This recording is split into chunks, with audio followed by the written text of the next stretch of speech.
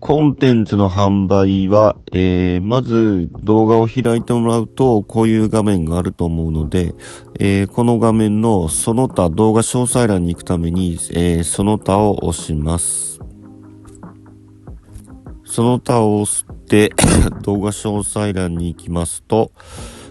このような画面になりまして、今、公式ホームページとノートの方でコンテンツを販売しています。で、一回ノートの方を、押してみますと、このような感じで、これでノートの方に、リンク飛ぶことができますので、この中から講座を選んでもらって、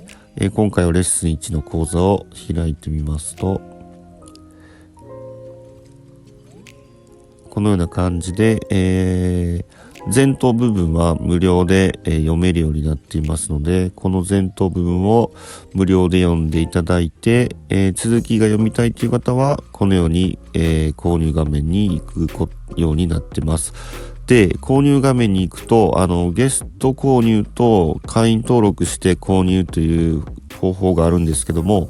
ゲスト購入にするとクレジットとペイペイの支払い方法があって、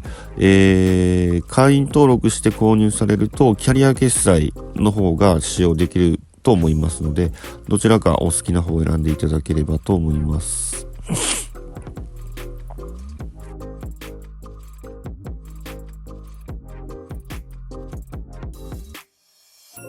次に YouTube の画面から、購入する場合を説明します。この商品のページから、希望のページを開くと、このように購入ページになるんですけど、ここではですね、文章を読むことができないんで、まずこのアドレスのところのリンクを開いてもらって、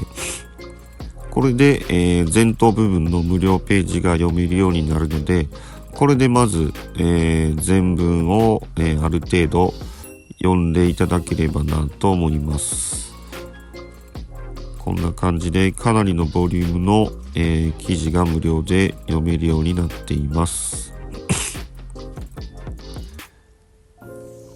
で、この続きを読みたい方は先ほどのノートと同じようで、購入していただくという流れになるんですけども、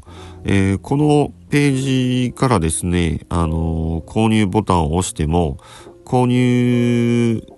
ページに切り替わらない場合があるんで、その場合は、一回、YouTube の方に戻ってもらって、これですね、ここの購入手続きというところを押してもページが切り替わらない人もいるようなので、切り替わったら、クレジットでのお支払い画面になります。で、切り替わらない人は、もう一度 YouTube に戻ってもらって、YouTube の、画面から、ここからですね、ここからもう一度押してもらって、そしてこの販売ページで、購入いただくと。で、ここではク